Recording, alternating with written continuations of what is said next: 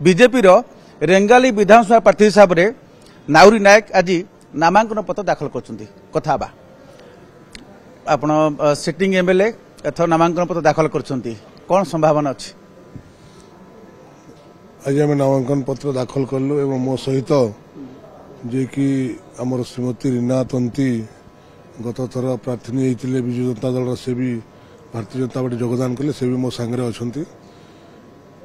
आज नामांकन पत्र सामिल रे जो आमर माँ समलेश्वरी मंदिर ठार जो आम आशीर्वाद भिक्षा करी शोभा आसिलु कि आज भी मान्यवर सांसद प्रतिनिधि प्रार्थी थिले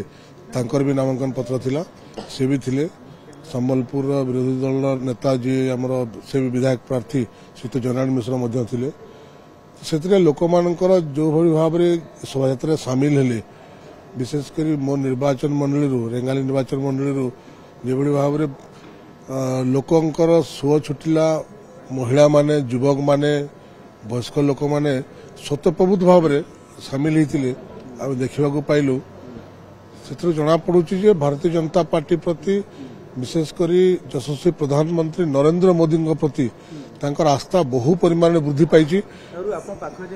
रीना तंती गत थर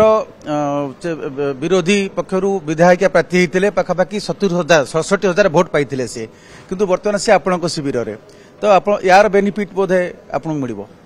निश्चित भाव में तो भारतीय जनता पार्टी से लाभ मिल समर्थक माने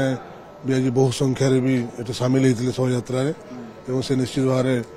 निर्वाचन रे भारतीय जनता पार्टी को लाभ मिल कौन प्रसंग कही कौ प्रसंग को लेकिन आपण लोक मान पाक जी आपन जो टर्म रही 5 वर्ष भितर आपण निर्वाचन मंडल कौन कौन काम कर निश्चित भाव में देखु आम विरोधी दल विधायक हिसाब से निर्वाचित होगापर विधानसभा विरोधी दल जड़े विधायक हिसाब से मोर अंचल जो विशेषकर दुईटी भाग में गोटे कृषक मान समस्या विशेषकर कृषक मान समस्या अच्छी एवं शिल्पानुष्ठान अच्छी से समस्या अच्छी ये दुईटी समस्या को नहीं विधानसभा बारंबार कथा उठे शिक्षा व्यवस्था रे शिक्षक स्कूल रे शिक्षक नहांती स्वास्थ्य सेवा डाक्तखाना डाक्टर नहांती ये समस्त कथा को बारंबार विधानसभा दाबी करिछि किंतु सरकार काम होइछि ना खाली विधानसभा आपण उठैचंती आपण को जो अवधि भितरे देखो शिक्षक कथा हे पारनी स्वास्थ्य सेवा रे मध्य उन्नति आसी पारनी डाक्टर नहीं जोटा मो रेंगाली पीएससी को सीएससी रे परिणत करने बारंबार दाबी करला ना किंतु किछि काम होइछि जोटा कि रास्ता घाट रे उन्नति आछि अनेक रास्ता घाट आरडी डिपार्टमेंट पीडब्ल्यू डिपार्टमेंट रे अनेक रास्ता ही पारिछि किंतु जोटा कि शिक्षा व्यवस्था और स्वास्थ्य व्यवस्था रे आमे सेतरे सफल पाई पारलु नै अधूरा काम आकु प्रसंग करी लोक मन पाकु जिबे ना विरोधी सरकार जेहेतु रही काम आप करदेलेनी कर सुजोग मिललानी ताकू नहीं लोक मन पाकु जिबे निश्चित भाव में ये निर्वाचन ओडिशा रे गोटे परिवर्तन रो स्वर उठी जोटा कि ओडिशा रे आज नरेंद्र मोदी जो ग्यारंटी आज जो बहुत लोक माने जदि नरेंद्र मोदी घर दौरान प्रधानमंत्री आवास योजना रे किंतु बहु लोक आज घर पाइबार वंचित होती जितले से सब दाबी पूरण करेंगे ना से गत थर जमी आप प्रतिश्रुति देते सेम प्रतिश्रुति रही निश्चित भाव में एथर गत 5 वर्ष आप निजे कहतु आम कौन 5 वर्ष विधायक हो पार्लु 2.5 वर्ष कोरोना रे पड़ेला